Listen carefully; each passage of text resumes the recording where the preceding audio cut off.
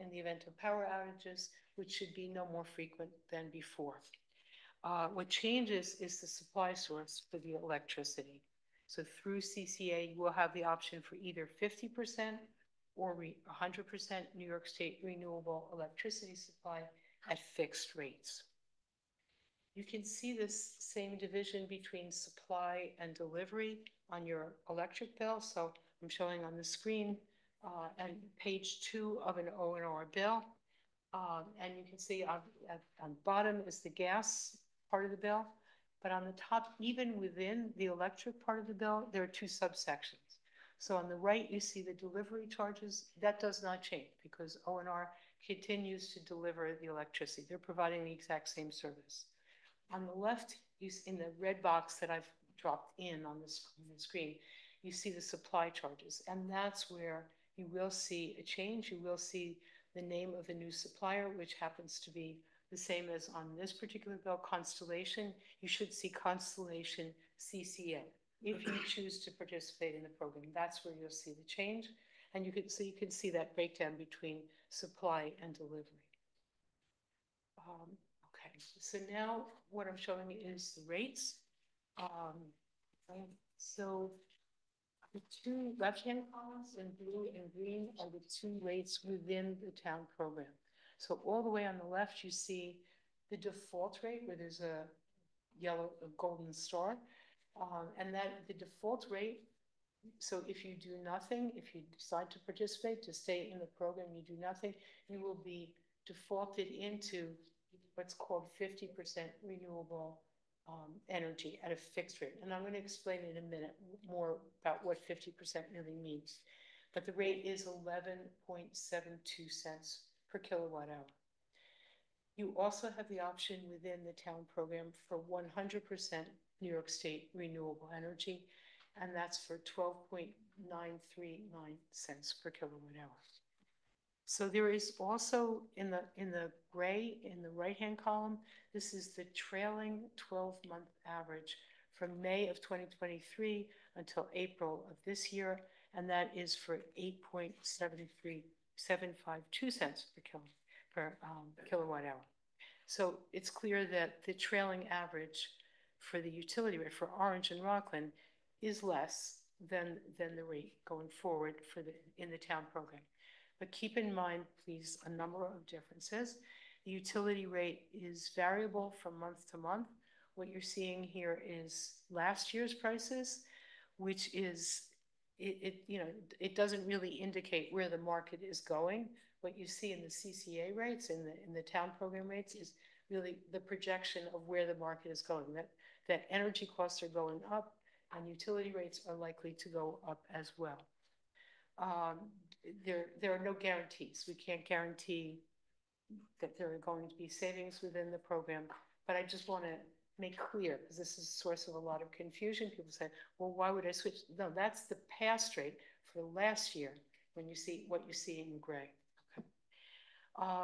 The other major factor is, of course, that the utility rate is based largely on fossil fuels, while the CCA rate is based on renewable energy. I'm going to show you the difference in the next slide, but also a third difference is that the rate in the town program is a fixed rate, whereas the utility rate is variable from month to month.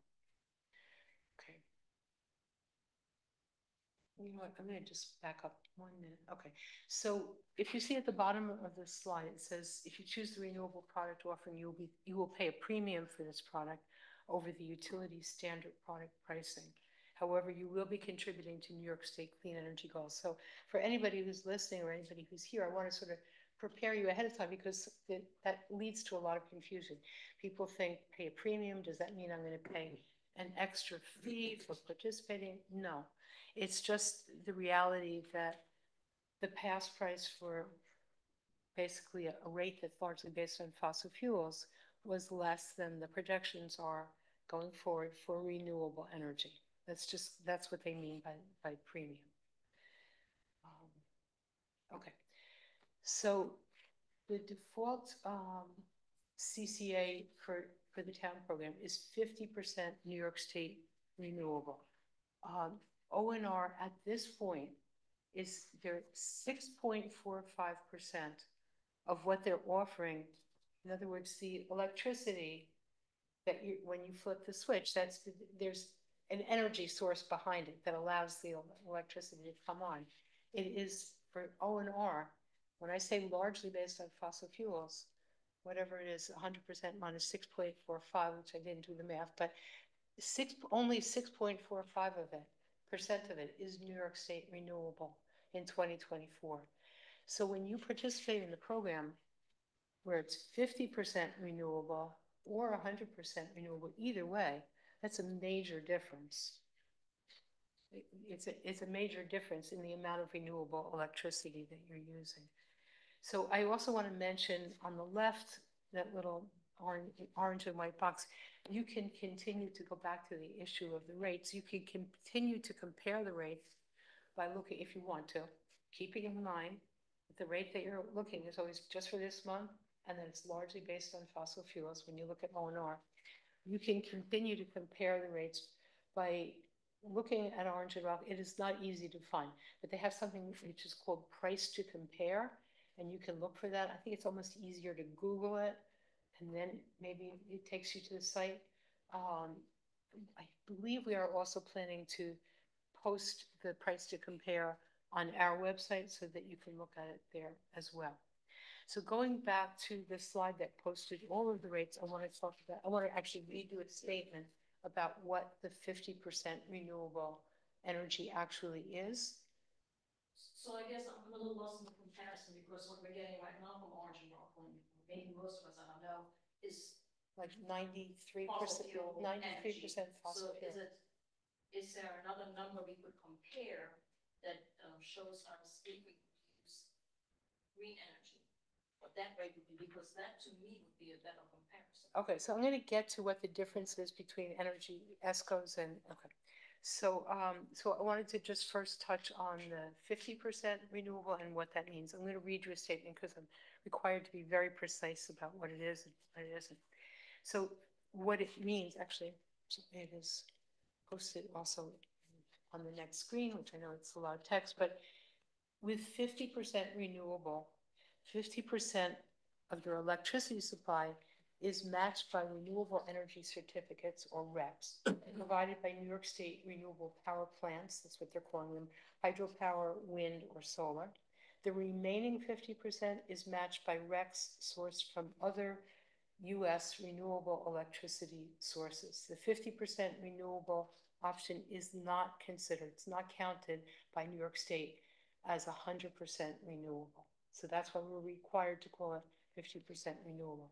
The 100% renewable option, which you also have available to you through the town program, that means 100% of your electricity supply is matched by renewable energy certificates, or RECs, provided by New York State renewable power plants, meaning hydropower, wind, or solar. So now I'm going to talk just for a minute, and I will obviously open it up for questions, but I will talk about the question about ESCOs in a few minutes. I just want to talk first about the enrollment process. So this is what's called an opt-out program. Most O&R customers are enrolled on an opt-out basis, except for there are certain specific categories. So everybody's going to get a mailing. All eligible residents will get a mailing. It should be early in June. These are the categories of people who will not get that mailing because they're considered not eligible. That includes, first of all, customers already contracted with a third-party electricity supplier, or ESCO, or energy service company. They can, technically speaking, they can participate. They would have to opt out of their current contract and into the town program. Of course, you want to check your contract to make sure you don't have an exit fee. Demand customers is the next category, and these are usually larger commercial customers. Customers who have placed a block on their account.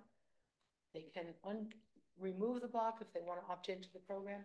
Home Energy Assistance Program, or HEAP recipients, are considered not eligible. Customers on time of use accounts. Most often this is for people with electric vehicles. Again, they can opt out of that program, which is recharging their vehicle with fossil fuels if they're on O&R.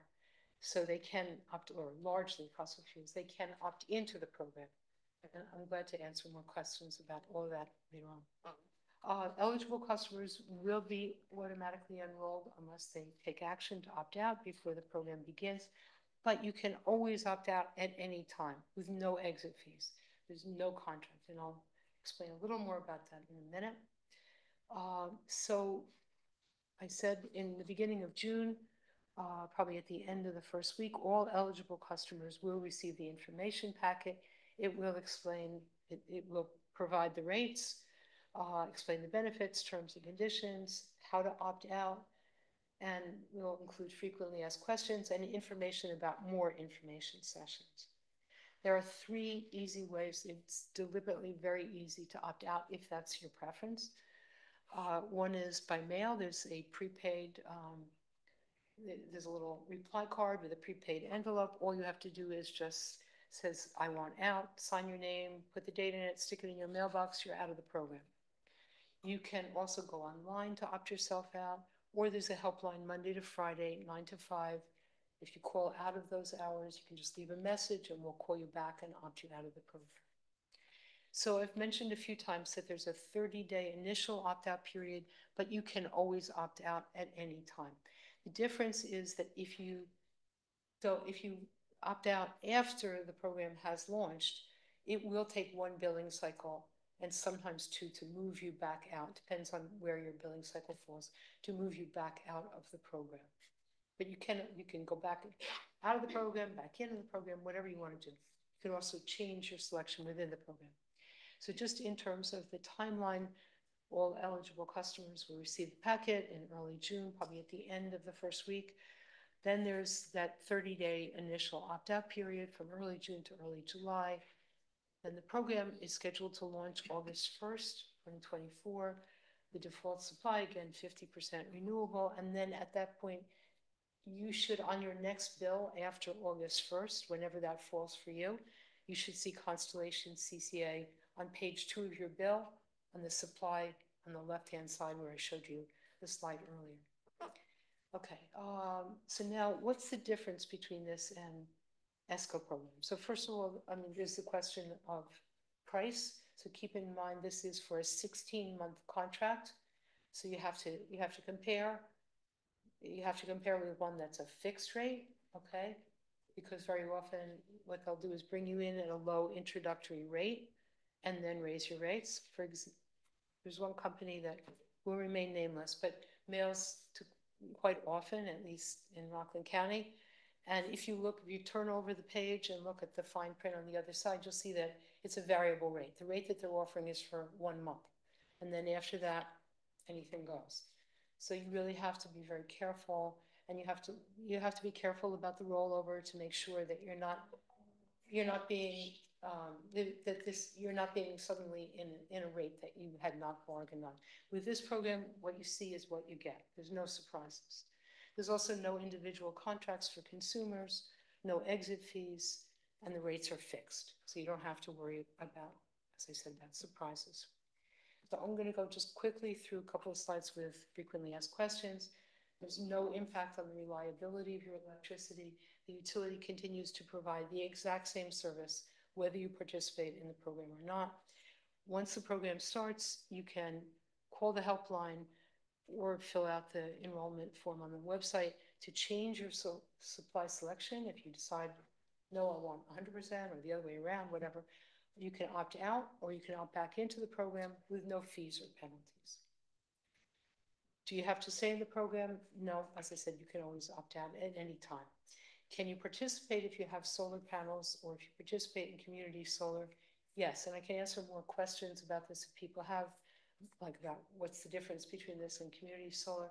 But even if you use solar, if you have solar panels or you're participating in community solar, you're still required to have a supplier on your O&R bill to cover any electricity not provided by the solar.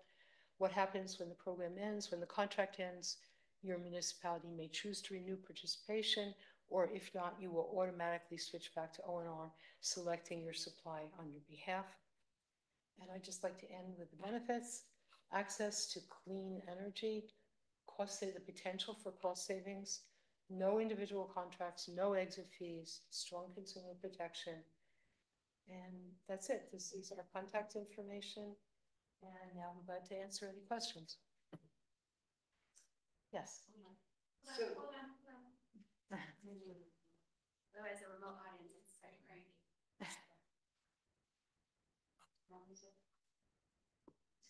So you said it's a 16-month contract, so that and the contract starts August 1st?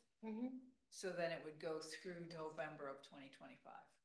You're quicker on the math than I am, but yes, that sounds about right. Okay. Yeah. And you will get a notice. Either way, when the program ends, you'll get a letter either saying the program is about to renew and here are the new rates, or the program is about to end and you're going to be switched back to O&R. One thing I didn't mention is you will, if you choose to participate in the program, you will get something called a switch letter from O&R when they're about to switch you over. It's, very kind of legalistic sounding and a little scary, but basically it's saying that it's switching you into the program. They're required to send you a switch letter, at both ends of the program. So how far in advance of the end of the contract do we find out about the new rates? That town That's a good question. I'm trying to has think. that information to decide whether to. Well, they won't have it until much closer to the end of the contract. So I'm not sure that I can answer that question, but maybe about a month in advance, something like that. Maybe more. I don't know. I don't want to just answer something, a long answer. Any other questions? I think there's more participants. Online, maybe? She's got closer. Oh, yeah. Karen. Could you close your PowerPoint, Peggy, Sure. so we can see if anybody else online? I'm sorry. is, Just let me stop sharing. Yeah. Okay. There we go. Okay, is that you, Evelyn? Yes, it is. Hi, good evening. So this is fixed rates for supply charges and delivery charges, right? No, only for supply charges. Oh, supply. And it was 11 cents per kilowatt hour? 11.720. I'm saying, repeat again, please. The mic is very low when she was speaking. 11.720. Oh, right. Okay. So it was 11 cents. Right. Okay. But not delivery charges. No, too bad. The delivery stays the same, and that's from O&R. Yes. Right. Okay. And okay, great. Okay, let's see how this all rolls. Thank you very much for your presentation. And this is Constellation, right? So yes, the supplier will be Constellation. It's not the same as what you get if you go out and looking for, it's a special contract through the town program. So it's not the same contract that you would get if you go to them as an individual. Yes, but actually I did have Constellation before, and they canceled it at the end of the contract because they said that New York State didn't allow them to do business anymore in the state. So I was very surprised to hear that they're back. This program is through Constellation. Yeah, but am I confused? Constellation is one of the biggest, or if not the biggest, provider of CCA the supply in New York State. It could be that they were not allowed to do business as an ESCO. It's not because there was something wrong with Constellation. It's not because there was something wrong with Constellation. No, I didn't think so. They were kicked out of New York State. It said whatever that ESCO is. I don't know what that is, but that word was used. I remember that. I recognize. Okay. It means third-party suppliers. Oh, okay. All right. When you choose your own contract, you choose your own supplier instead of O&R. That's what we're talking about. Yes. Thank you. Okay. Thank you very much. Thank you. Any more questions out online? Jerry? My question refers to the U.S. Postal Service, since I'm involved with them. Most local post offices don't pay their bills. It's done through the district-wide. in Westchester. Mhm. So has the district,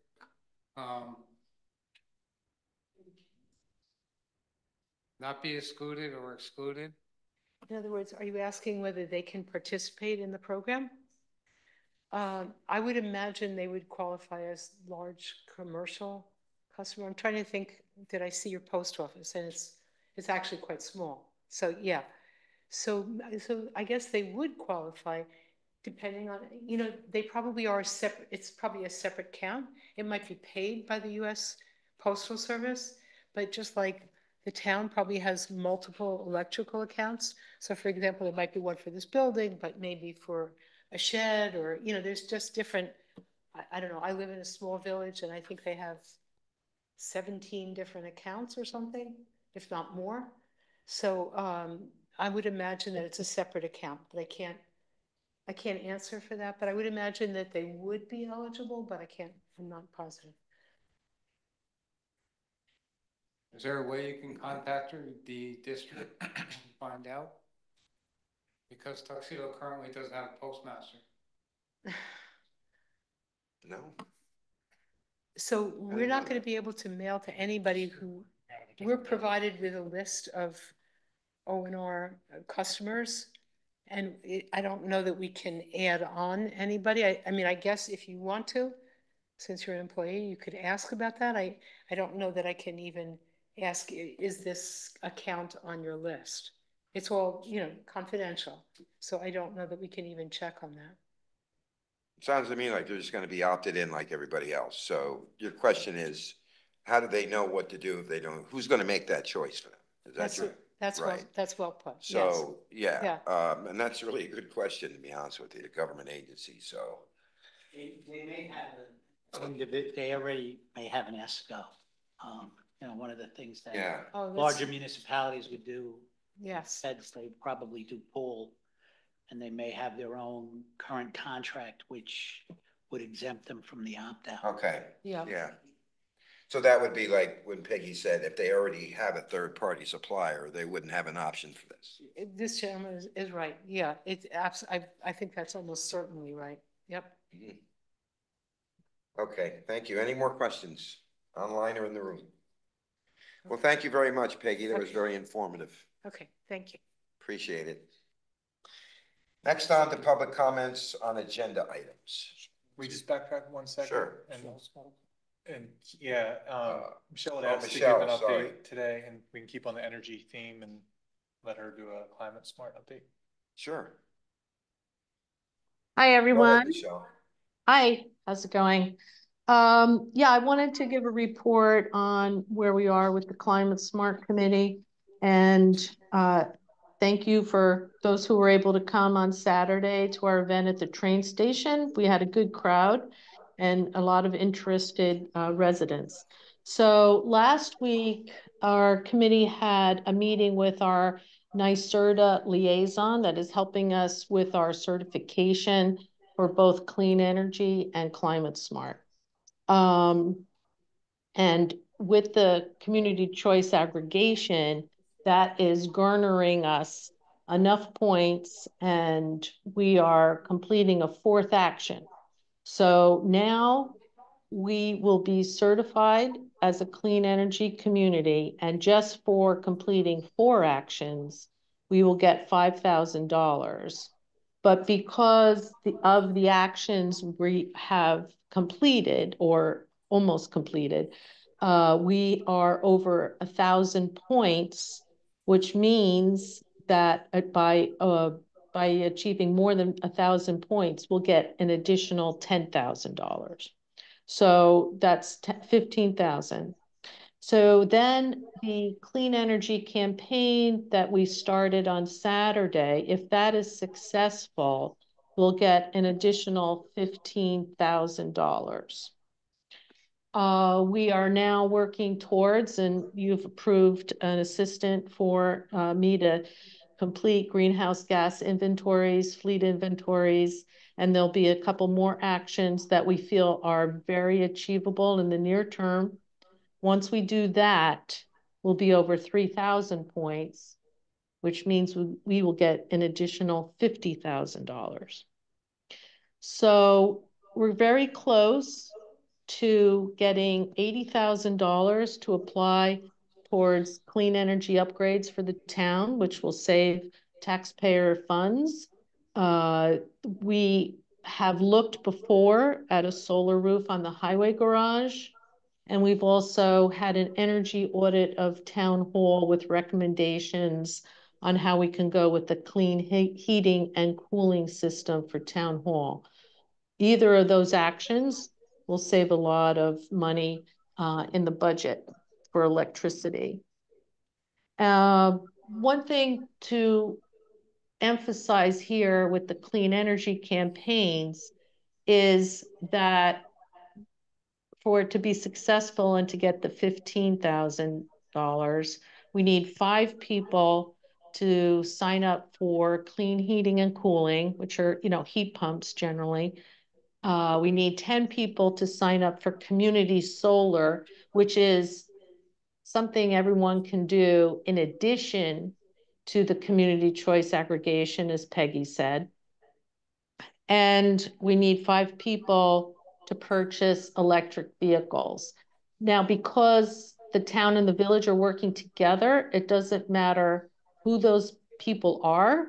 There could be 2 from the town and 3 from the village. It doesn't matter. Both the town and the village will get the award of the monies. So it's a great program. We're really working hard, and we look for your support to help us educate the residents about how we can get this money and save our electricity dollars. So are there any questions? Yeah, I have a question, Michelle. Thanks for the update. If somebody buys an electric vehicle, do they have to tell somebody, or is that reported to the state and then we find out? Yes. So the way that it's done is we have a website we go to for registrations. So we could check it that way. But also when people go in, residents of the village, when they register their car for being able to go through the gate, we'll know that way as well. So through registrations or registering your car with the village police, we'll know. Okay. With clean heating and cooling, a permit is required from the building departments. So we will be checking periodically with the building departments to see, both in the town and the village, to see who has applied for a permit to install a clean heating system. Michelle, what is that window that we have? Yeah, Chris, it is as long as it takes. There's no end. It's just as soon as those purchases are completed, and that's when we'll get the money. But that's a good question, because each of those actions is $5,000. So say 5 people sign up for clean heating and cooling, we automatically get 5,000. 5 people sign up for or purchase electric vehicles, another 5,000. 10 people sign up for community solar, another 5,000. So all 3 we don't have to wait for all 3 actions to happen. What is the date with which we can get credit? Like, when did it start? So we had to apply to NYSERDA, a scoping document, and that was April 16th. So anything from April 16th. Thank you. Yeah. Buy an electric car on the 15th.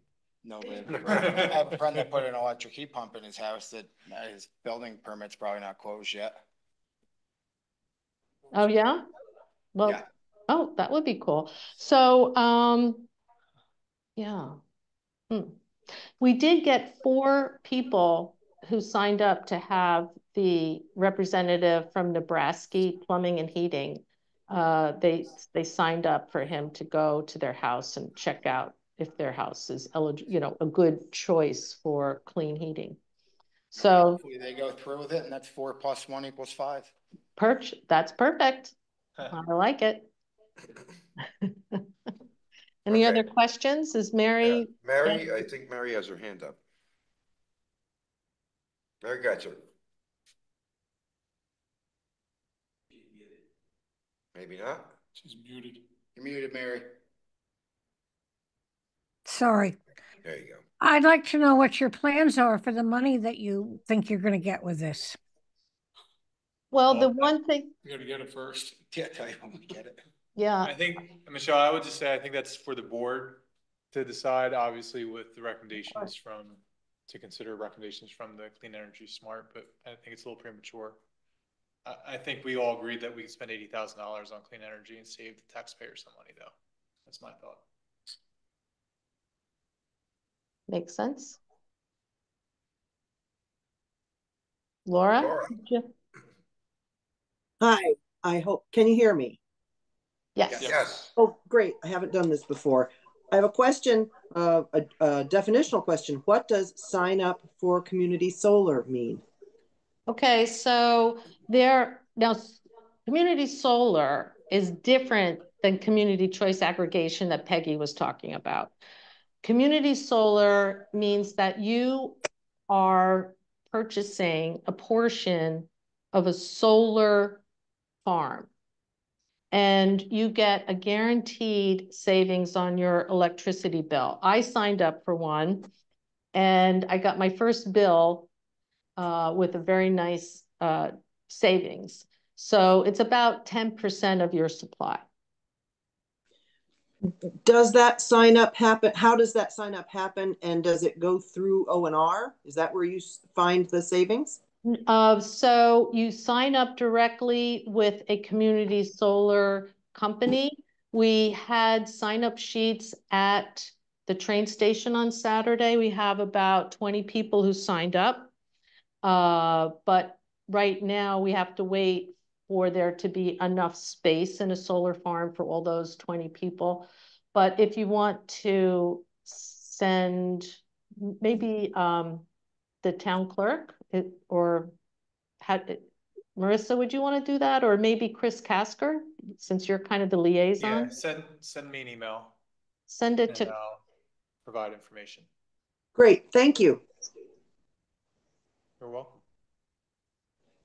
Thanks, Michelle. Sure, thank you. Any other questions? Thank you, Michelle. Appreciate it. Okay, thank you. Okay, on to public comments on agenda items. Do we have any? Online? Jerry? No, Oh, I'm seeing if anybody else has. okay. Agenda item number 1, resolution to enter into Auctions International contract. And I just have one question before we entertain this. Did we have attorney review of the contract? I didn't see anything, so. Yeah, no, I took a look at it and it's fine. The only thing is that when the board is going to list something with the auction company, they would have to make a determination that the items being listed are surplus property. Mm-hmm. Okay, surplus property, and that's what you normally do, right, Rob? Be aware that when you sign a contract with Auctions International, you're locked into that contract for a period of time. So anything you're surplus have to be sold to them. What's the period of time? I do not know. Well, this one the agreement was silent as to time frame. I talked to other highway superintendents in the county, and they were a little disillusioned with Auction International because once you signed up, you were locked in for a certain period of time, which they didn't tell you on the upfront thing. So, okay, just be careful signing. We usually use municipalities. That's who we have been using. I don't care who it goes to. So on the contract that's before the board currently, it says the terms and prices of this contract shall remain in effect for 2 years after the agreement is executed based on the needs of the seller. Notwithstanding the foregoing, the seller may terminate this contract at any time for convenience. Marissa, this is the company we've been using, right? This was just presented us as the contract is expiring and we need to re-sign if we want to continue with them. We've been out of contract with them, but Yeah. do you have a preference if you'd rather go? I know you have stuff to, What is the drawback? this is to the one period that of we time? used with Joe Dunko, the last, No, oh, it's not? no. It's Because this came to us, we didn't research this. This came to us as in, No. this is who we've been using. Okay. It doesn't matter. I mean, Well, we don't have to. I also don't see any exclusivity provisions in here. So to the extent that you could use multiple, auctioneers. What was the drawback that you were getting from other highway? They wanted to sell, surplus equipment with another company and they weren't allowed to. Because they were in contract with Auctions International. I was just told to be very cautious. Well, being that this isn't something we have to act on, I mean, Yeah, this is just I came agree. to us because we thought we needed to. Why don't we review this I with agree. you? And we'll decide, because this isn't something, we don't have nothing to surplus right now anyway. Yeah. So why don't we just review this with you and find out, because we just thought this was something that the town had already used and we were out of contract and we need to renew. So let's talk about this and we'll Yeah, come back. I to this. agree. Good with that? Let's table it and Everybody Good. else good with that? Yep. It's big X. Agenda item number 2, resolution to approve IT upgrades to highway garage and police station. Now, these are considered IT, but it looks to me like they're PoE switches, power over Ethernet. Is that in advance of a VIA phone system? Yeah, correct. This would be, covered by the ARPA money. We are, as everybody knows, we're under contract with Avaya. We renewed our contract for the VoIP system. And the town hall has power over internet here. It's just that the police department and the highway department does not have that. We're asking to get that put in, 48 ports in the police department, 16 ports in the highway department. This is prerequisite. We have to have it to use the phones, Okay. correct, for a total of $838.89. That includes a 5-year cloud management for both buildings at $59 apiece. This connectivity for the Avaya phones that we've already gone into contract. Correct, to have the VoIP system in those 2 buildings, we need these PoEs or power over internet, and again, for $838.89. That includes the 5-year cloud management. All right, then I'll go ahead and make a motion to approve IT upgrades to highway garage and police station as just talked about. Do I have a second? Second. Any further discussion? All in favor? Aye. Aye. Agenda item number 3, resolution to approve purchase of ClearGov budgeting software. This is a huge one right here. Rick, since did you sit on some of those? Yes. So why don't you Sat go in. ahead and take that away and explain why we need that and why it's important? Okay, well, we sat down with a couple different budgeting software companies, Williamson Law, ClearGov, and Springbrook, which is it's new KVS, so now called Springbrook.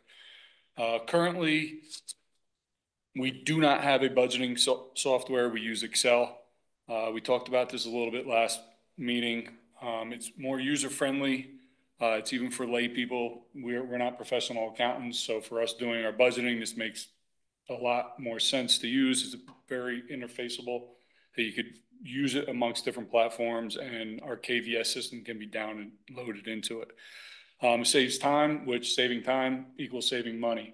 So the time it takes Carrie to do the stuff in Excel, it's going to take significantly less time to use it in this software. Carrie found this program, brought it out to us.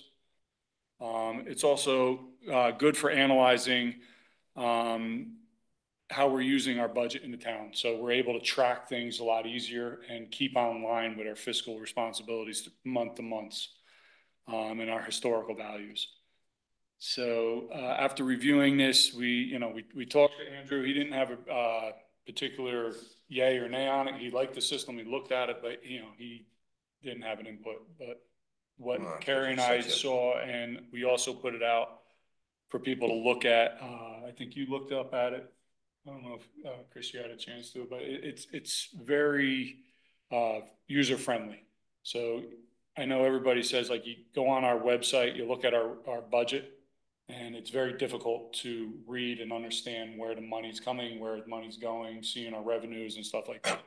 this breaks it down very easy to understand. Right, and almost live budget to actuals, so that's good for all Yes. the department heads. Yeah. There's always gonna be that little 20-day voucher period, or whatever, 15-day, but closer than we've ever been projection wise.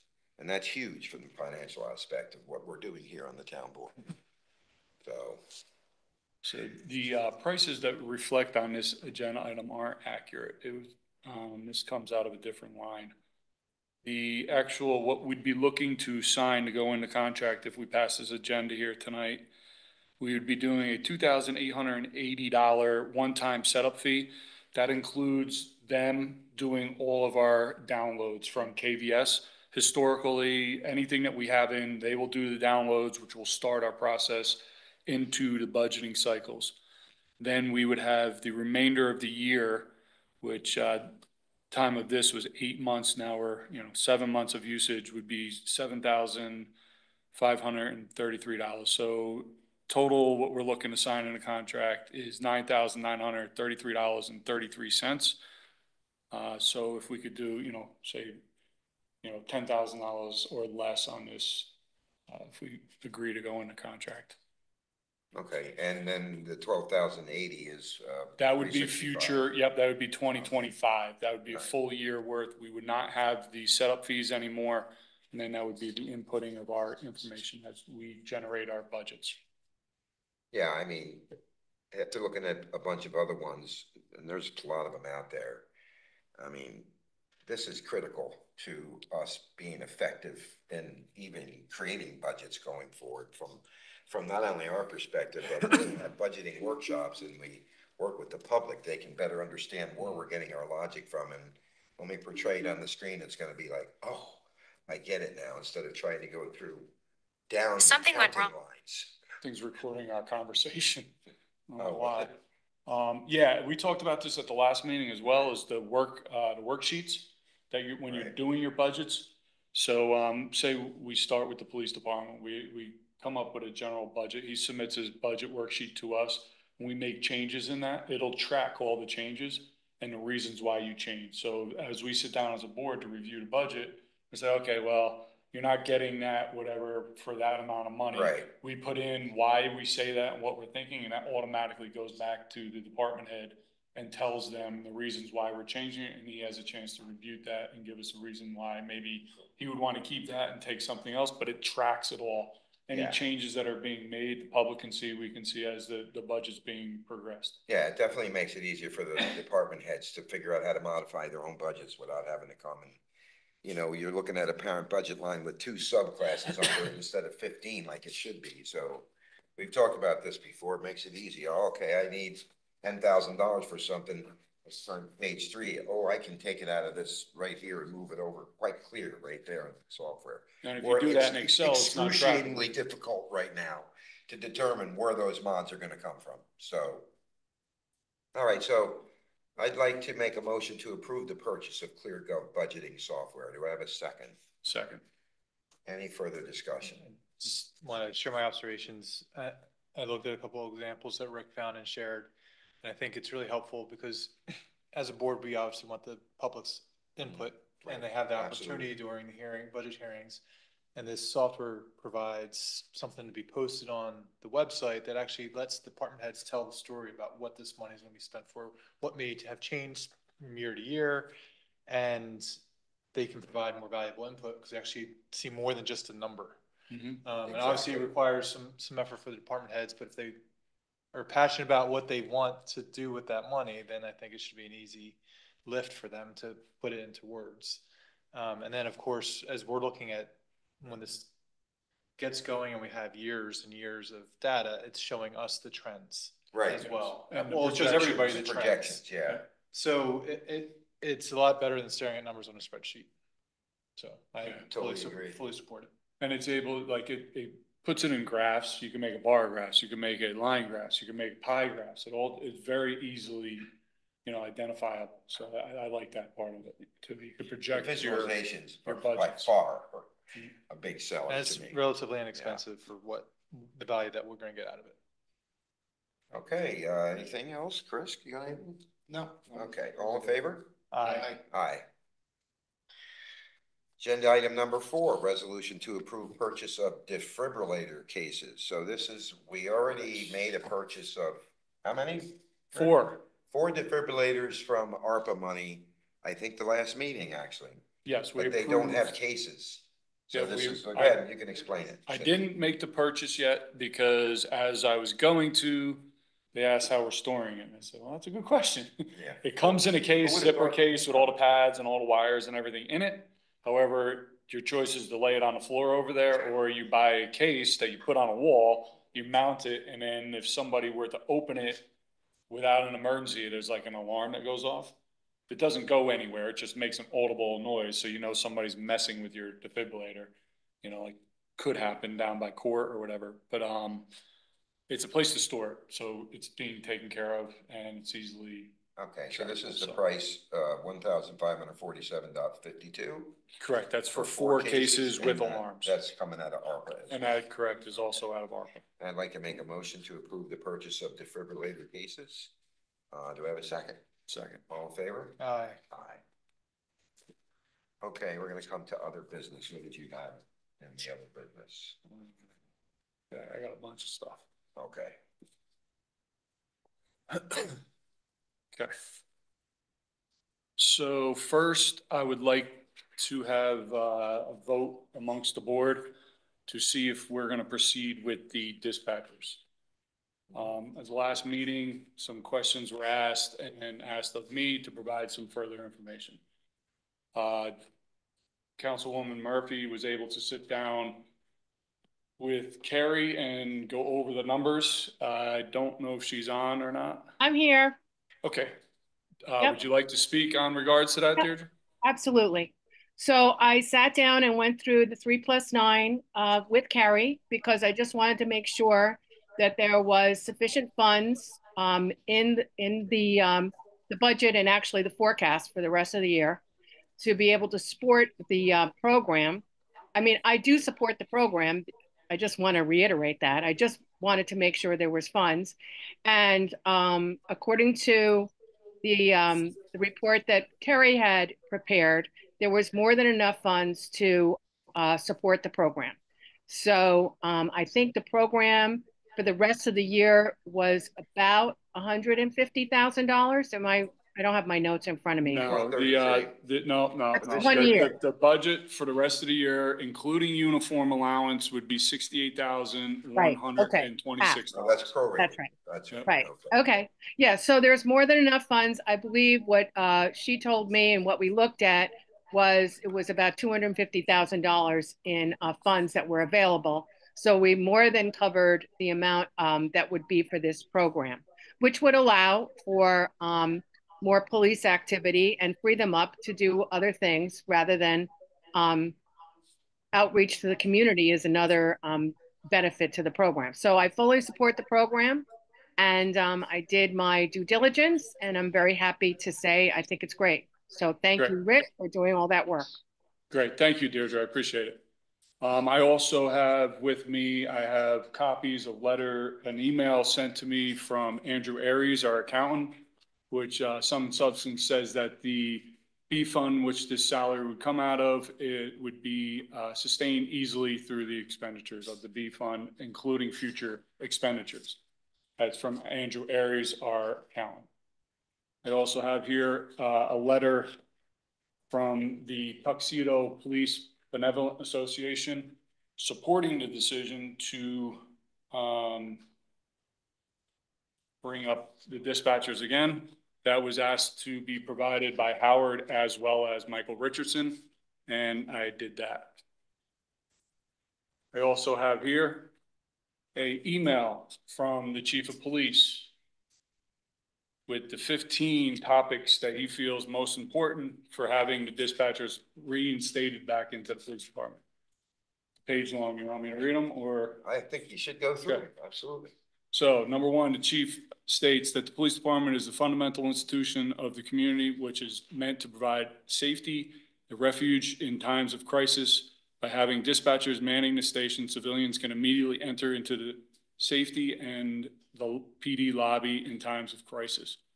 Number two, the police department is a major part of sensitive and critical infrastructure that requires personnel to be present to safeguard it, weaponry, files, communications, computers, evidence, etc. And to witness right now, we don't have that because we have police out on the shift. Correct. No one's at the And that's building. one of the reasons why when we're doing the repairs to the police department, the front doors are no longer glass. They're going to be steel doors so that they cannot be easily breached. Number three, local dispatchers have an intimate knowledge of the geographic location and have a distinct advantage in understanding nuisances when receiving or giving information during crisis where Google Maps or other online mapping will not work. Number four, dispatchers are the first people to answer phone calls to evaluate required actions or resources. A familiar and repeated complaint from the public stems from the fact that their calls usually get rolled over to 911 in Goshen, far removed from the personnel they want to speak with. Number five, dispatchers assist with the general workload of the PD by assisting in filling, scheduling, and coordinating daily events. Number six, patrol is forced to return to the station multiple times throughout a shift to accept deliveries, return calls, or to meet with civilians who can readily be helped by personnel assigning to the station, such as traffic accident reports. Local dispatchers know each other, their ranks, experience, qualifications, and abilities. They coordinate the efforts of the PD by providing proper notifications, communications, guidance during any incident from routine to emergencies. During extreme weather events or man-made disasters, emergency operations centers must be open to ensure the efficient running and timely receipt of resources.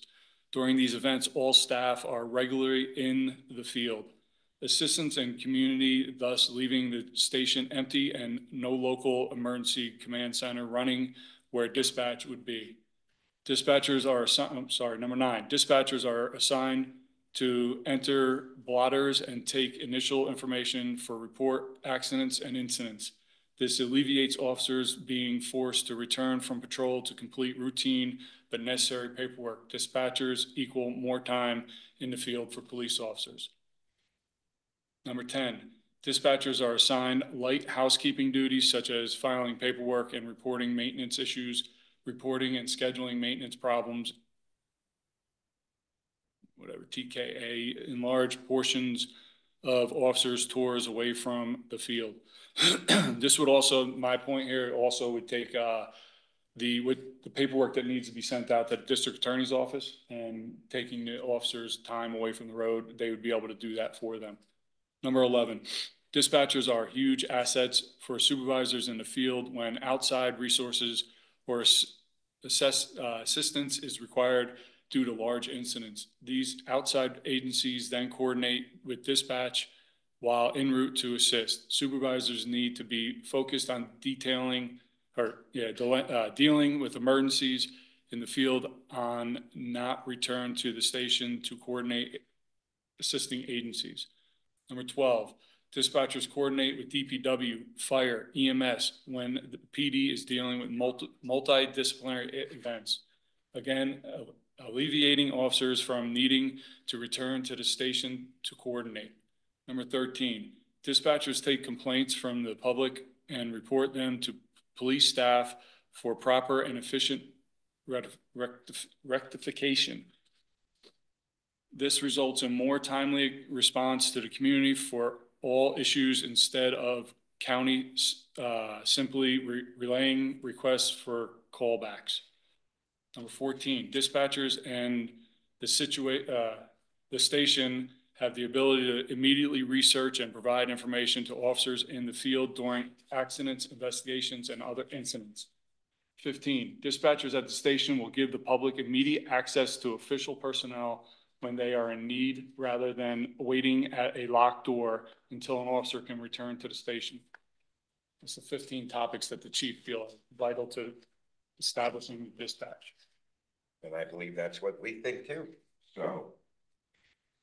So that being said, I would like the board to make a vote, allowing me to further this with civil service and to get the approval to start the hiring process. Okay, so for civil dispatchers. service, These are part-time employees without benefits, no benefits, 17 and a half or less hours. not a competitive list. Not a Rick, competitive the list. one question that I had was, the union Yep, issue. That was brought up by Howard at the last meeting. okay. Question is? Question is there any obligation, to make these union employees? Is there gonna be any issues with the union, hiring, firing, any of that? Nope, I gave you a letter from Shiloh encouraging the hiring of the dispatchers. They supported 100%. They feel it's a necessity in the police department, and there is no obligation for us to make them, union members, or it's a part-time employee, 17 and a half hours. Okay. So question, Rick. So Yes. does that mean that we would have 4 dispatchers? No, actually, I would like to see us hire 14 dispatchers, because we have to fill 14 shifts, 7 days a week, 2 shifts a day of 7 a.m. to 11 p.m. So it's 2 Okay. shifts a day, 7 days a week, 14 shifts. And that is not saying those 14 people are gonna work the I shifts. see. You may have Okay. one person that works 3 shifts, you know, now you're down to 11 shifts left. You may have another person that works 1 shift, and another person may work 4 shifts, and then you have, 7 people on backfill. So if somebody calls in, you have a list that you can go to that you can call in. So there's ample amount of personnel to fill the shifts. That's what the budget spreadsheet is based on? That's what the budget, yep, the budget spreadsheet is on the shifts that it takes to cover, not the amount of people. That you could have I 40 misinterpreted people to that. cover those 14 shifts, you're only paying 14 shifts. There is no overtime if you have, that's, But if somebody works 3 shifts and you're only, huh? no, because Because then the 17. there's not 3, you can only work 2 shifts, because the midnight shift will go into Orange County 911. So the most they could work consecutively is 2 shifts. 2 shifts. Yeah. And then again, if you have, I don't know, 20 people to work, you still only have 14 shifts you have to pay for, and that's 68,000 this year to finish the year out. And $133,252.80 for a full fiscal year for those shifts to be covered, including uniforms. So the overtime, back to the overtime thing. If they work 2 shifts at 16 hours, back to back, there wouldn't be, overtime would be after 40? After 40, correct. Okay. And then, and this would alleviate overtime by having more of a manpower pool, so that you have more personnel to pull from. Right. So you don't have to worry about not having enough dispatchers. More flexibility. Is there a specific kind of certificate or something that qualifies them? Yeah, Orange County Civil Service gives the qualifications. I knew you were gonna get me on something, Deirdre. I thought I had it all. You do. I'm sure you do. I'm sure you Hold on, do. I got it. I may have it here. I know Orange County Civil Service gave us a list of the requirements. I don't have it, but it's like That's you have to okay. be I just was. 18 years old, a high school graduate. Yeah. I just didn't know if Um, they had to have something like a paramedic had to have, you Yeah, know. no, like this is on-the-job training. It's pretty much you come in, you learn how to enter the data into the computer system, and you're trained by the field training officers or the police department in your criteria. I don't have that sheet with me, Deirdre, but That's it's fine. No, very no, I minimum have- staffing requirements. Yeah, that was my question. Thank you. It also creates a path to law enforcement career at the very beginnings prerequisitely, so that's good as well. Do we expect a high attrition rate? I hope not. It has I to mean, be asked. the numbers are competitive with the surrounding agencies, so it's not like they're gonna leave us to go somewhere else. So if they do, it's probably because they got another job, a different job of something like that, but not because of salary, because it's all Another competitive. reason for building 14 into it. Yeah. Flexibility. Okay, well, I think you stated your case well. I think this is really a no-brainer to me, but I'll allow you to go ahead and make a motion. I'd like to make a motion to continue the process to bring the dispatching back to the town of Tuxedo Police Department. Do I have a second? Second. Any discussion? I have none. Just a couple of things. I just want to reiterate, in everything you just said, it really only applies between 7 a.m. and 11 p.m. Correct. Okay. At midnight, it'll be rolling back over to county dispatch, and the chief gave us his sheets. 11. It's 7 a.m. to 3 p.m. and then 3 p.m. to 11 p.m. And the sheets that the chief gave us, if you were to review them and looked at the call volume on midnights, that's the reason why we're not filling the midnights, because there just isn't a call. Anything that comes in during the midnights, it can be picked up by the 911 system. And again, we're not eliminating the 911 system. So if there is an emergency, you pick up the phone, you call 911 just like any other time. We're just adding this service that it's a local person for normal business. Our police will still monitor 911. So if a 911 call comes in and they poll, that'll be polled through the police department and through the PD. There's radio, the radio has multiple, just like our fire radios, has multiple channels on it. So our radios will be set up for Tuxedo Police Department as well as 911. So if they're out doing regular patrol, they talk to each other on the Tuxedo PD to 961 to each one of the cars. And if 911 receives a 911 call that our desk did not receive, they would poll the town of Tuxedo. We have a domestic disturbance at whatever, we have a motor vehicle accident at whatever. They would hear that just like if our desk was talking to them. It's not like we're getting rid of Orange County 911. The polling system is still in effect. Everything is still there. They'll be able to hear anything coming out of the county that may come directly to the county as opposed to our desk. Okay. And then just clarification on number 12, dispatchers coordinate with DPW, fire, and EMS when the PD is dealing with. Yep. We are not dispatching fire department. We are not dispatching ambulance. However, if they need to have another road closed off or they need more services, Mobile One would be able to get that for them. One thing that if we did choose down the road, and this would be on the fire department or the ambulance corps, if they wanted the radio systems put in that they could have direct access to our dispatch, they would have to pay for that service. Okay. I'm good. No further discussion from me. Chris, good. Deirdre, are you good? I'm good. All in favor? Aye. Aye. Thank you, Rick. I know it was a hell of a lot of work. It was. And we really appreciate that. Where's all my list here? So. Well, we have police station repairs next, so that's an easy one. That's, what's the, you got the quote? Yeah, no, it's over here. Yep. So this is something we've been working on, again, for several months. We went out to RFP as we approved to do, let Sean Hoffman draw it up. Marissa, you posted it as, right? He asked you to do.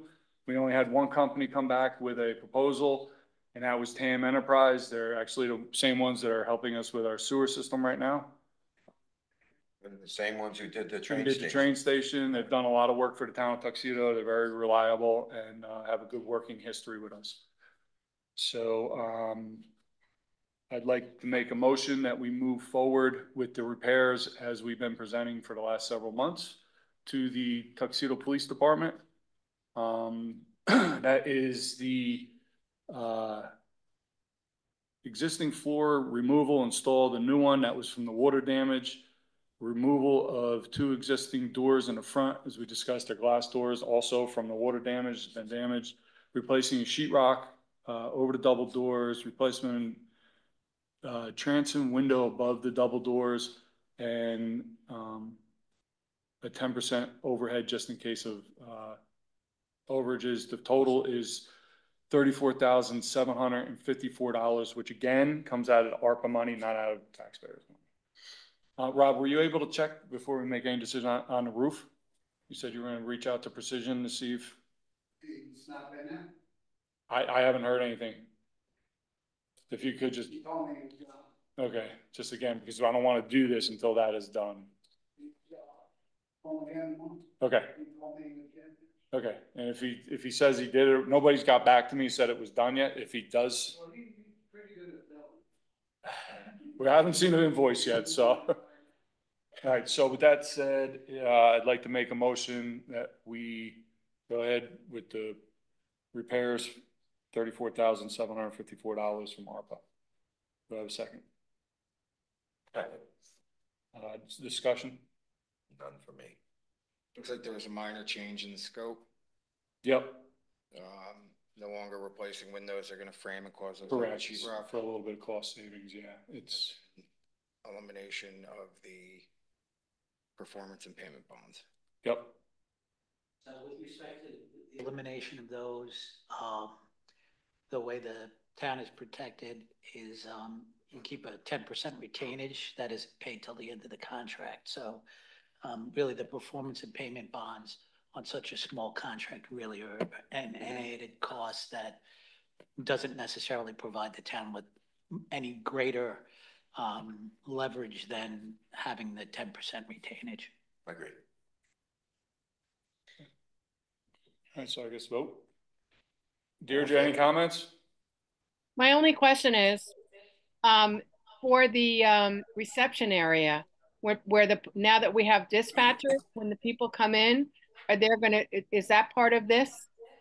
No, this is the repairs from the roof leakage that caused mold and had to be all the wall okay, had to be so it's taken repair. down, and yeah, the floors popped up and all that. Okay, yeah, because it That'll seems be a like new it's quote. more Right, than that's a reasonable. second quote. That would be a second quote, right? For changing the reception speaker area. and taking the glass out. And that's not even a quote. That's something we purchased like stationary. It's you're talking Yeah. $100. Okay. yeah, it's under the wall, Yeah, but the door. and that's under ARPA anyways, because it's. Oh, yeah, metal no, door I'm just you're talking curious. about. No. Yeah, okay, The metal- no, more than reasonable. The metal door is covered under here. What she's talking about is the dispatch area, like with the speaker and that. Okay. Right. Perfect. Thank you. That's in the discussion. Everybody's good. We'll vote. All in favor? All right. Aye. Okay. All right, and chair yoga, I guess, so just to, I mean, I understood Kathleen described what it is. It seems to be a popular program, right? You get a good turnout. At the train station? Is that where you have it? Okay. What about the Tai Chi? Does that still happen? No, that was the shop in April, and the Matter of Balance class that I spoke of. Oh, gotcha. The Okay. Matter of Balance class is the next offering from the Office of the Aging. Only question that I would have, well, let's put it to a motion. Go ahead. You're working on that too. That's your. The chair department. yoga? Yeah. Make a motion to approve a 6-week chair yoga. Dates are May 15th, May 22nd, May 29th, June 5th, June 12th, June 19th for a cost of up to $300. Do I have a second? Second. Discussion? Not really. I mean, but budgetary modifications. Yep. There, so we don't have that technically in the budget, but certainly not a ton of money, but it's not in the budget, so. But unfortunately, I mean, we've discussed this in detail. Pretty much anything that we're doing in the recreation department doesn't have budget. It just was under budgeted. So anytime we do something, it's gonna have to be a budget modification. So something of $300 is not a hard find. We could find that, but I mean, there's other things that Kathleen wants to do. There was, you just submitted to me for the kids musical thing at the train station. I believe that's $400. So we're trying to offer the community things. And they do cost. There's, you know, it's $300. It's not a big lift, but then with $400 on top of that for something for the kids, that's now $700. And then as we keep going, I mean, we're now only in May, and as we go, the entire budget is going to start getting more and more and more. So we do have to keep track of where we're getting these $300, $400, $500 purchases individually. That's why I brought it up, because if the budget was exceptionally low for 2024 coming out last And year. that's something I think for our 25 budget, we're fully aware of with what we're trying to offer the community with a better recreational department and more things to be offered to the community, is we're gonna have to keep mind them. You know, I think it's a good program. They come out for it. They're very eager to do the chair yoga, and I support $300, and we'll find it in the budget. Anybody else? I'm good with it. Okay. Okay, so all in favor? Aye. Aye. Aye. Thank you. Next, we're going to move to town boards updates. Let's start with you, Chris. Been working with Deborah. We have a posting out for a part-time building supervisor or building inspector. We've had some interviews, gotten some resumes in. It's still ongoing. Stay tuned to see what. Which brings a good point up, because we seem to have, Jim, we seem to have some sort of misunderstanding with Lennar. So we'll talk about this during the week. Okay. But when they start popping a lot of building permits on us, which they're gonna do in the future, we're gonna need staffing. And the way I understood it from the agreements with the at least related, I'm sure that's been transferred to Lennar, state that they're gonna pay for those assets. That's the way I understand it, is a full-time building inspector as well as an administrative clerk position.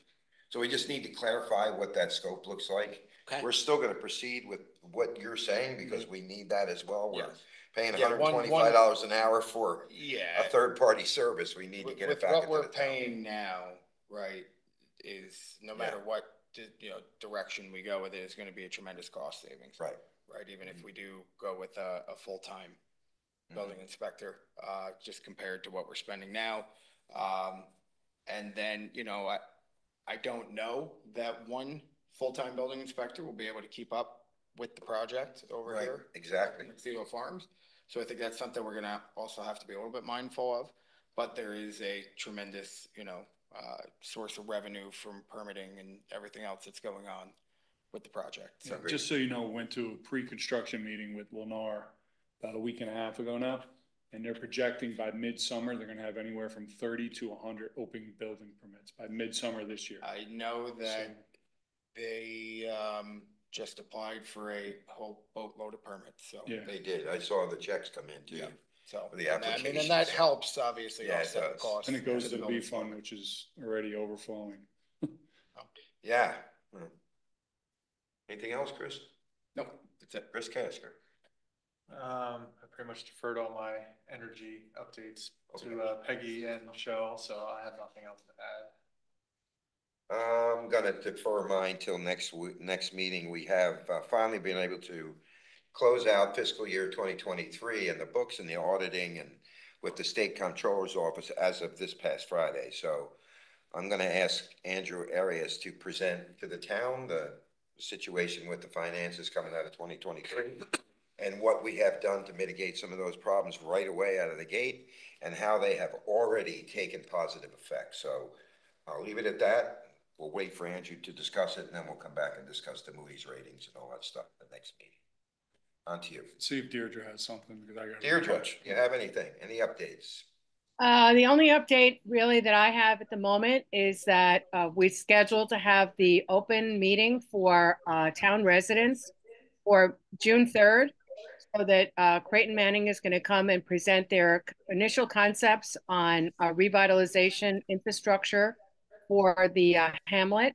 And we're inviting the public to come with breakout sessions so that they can give their feedback, so that Creighton Manning can take that feedback and their recommendations away and come back with a final plan.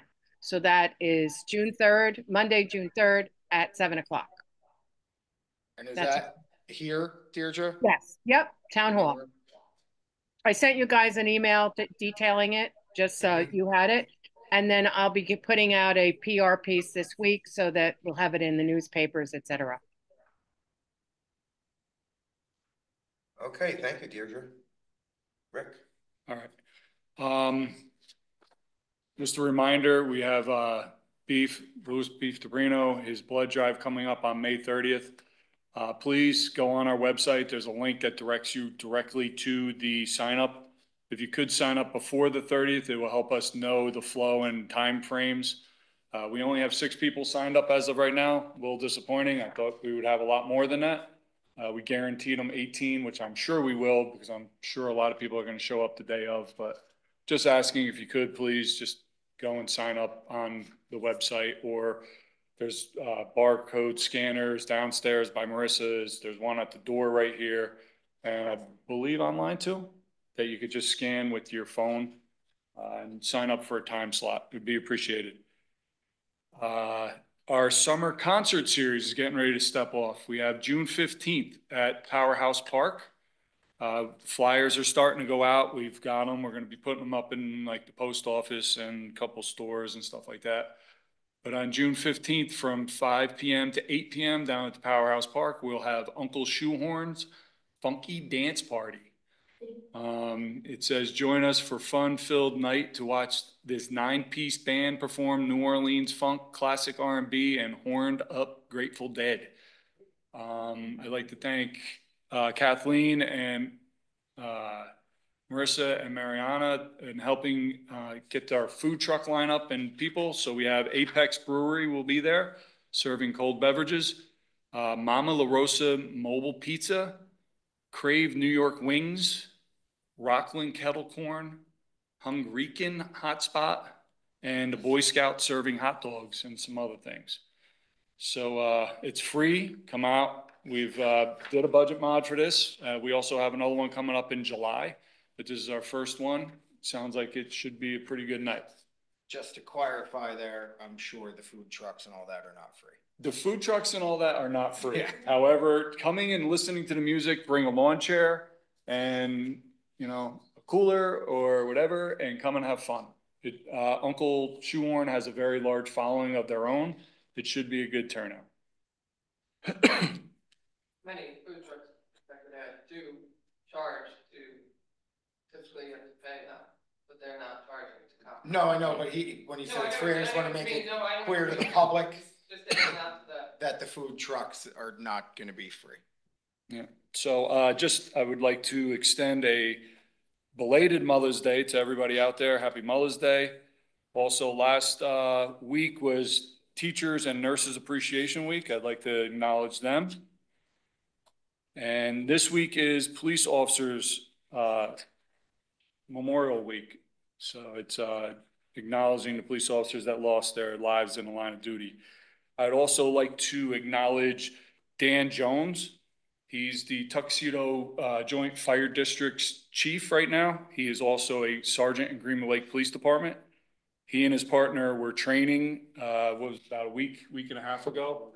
And while they were training in their scuba stuff for the police department, they noticed a woman and her dog in distress in the lake, and they were able to save her. So Dan Jones, he's our fire chief here in Tuxedo. Good job. I'd like to thank you for that. I'd also like to say happy birthday to Chris Kasker today. Oh, happy birthday. Happy birthday. And I'd also like to say happy birthday to Deirdre Murphy tomorrow. Ah, Deirdre, happy birthday. Birthday. And I'm in mourning. What's that? Uh-oh. I said, I call it a day of mourning. Day of mourning. But thank you. So, and that's all I have. Okay, that takes us to the minutes. I'd like to make a motion to accept the minutes of the regular bi-monthly meeting held on April 24th, 2024, which was my birthday, by the way. Yep. And Mary Gretzer, wish you happy birthday. Do I have a second? Second. All in favor? Aye. I'd like to make a motion to approve the following vouchers, claim numbers last 43199 through 3291, totaling $217,625.96. Do I have a second? Second. All in favor? Aye. Okay, time for open public comments. Do we have any? And go ahead, Jerry. You got to use the podium. You're not getting away with it. Nice try. Here, I'll switch. Yeah.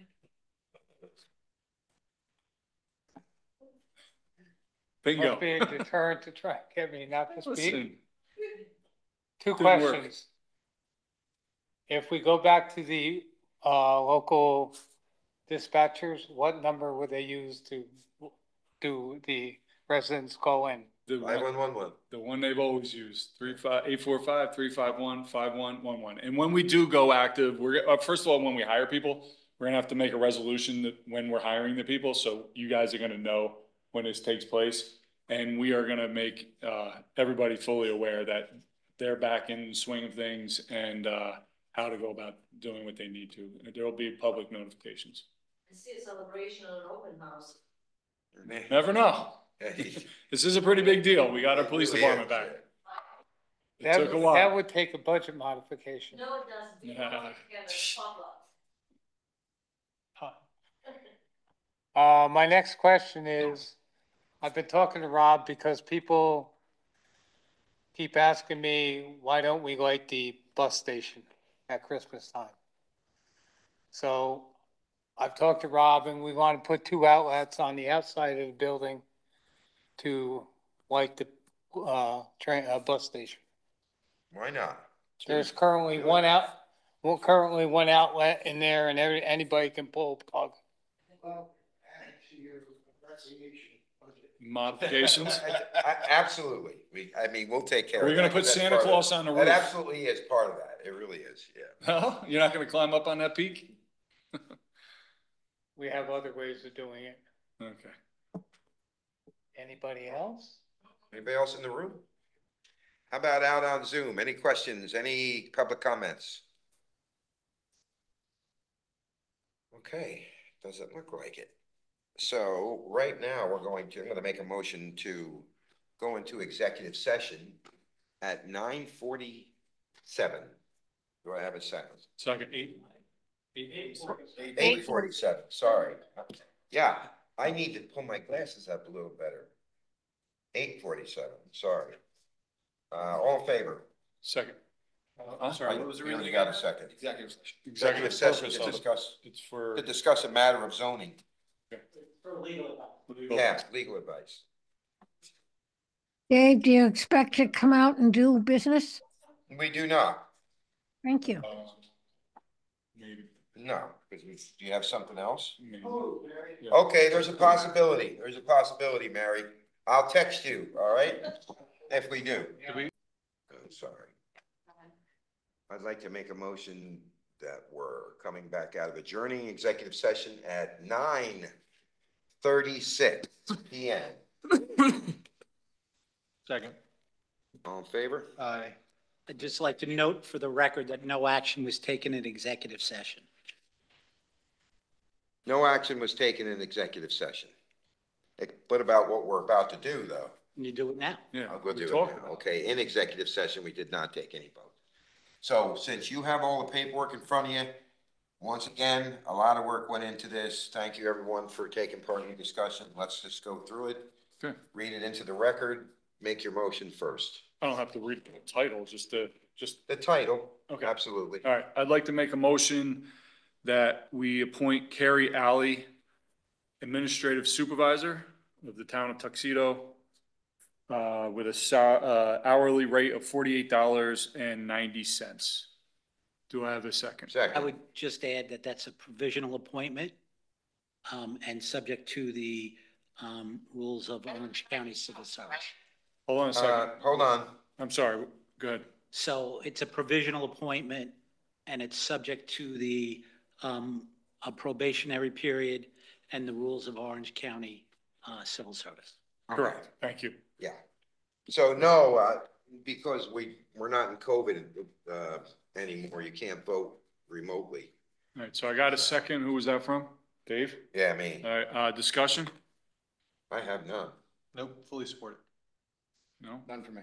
Okay, all in favor? Aye. Aye. And ceremoniously, Deirdre votes? Fully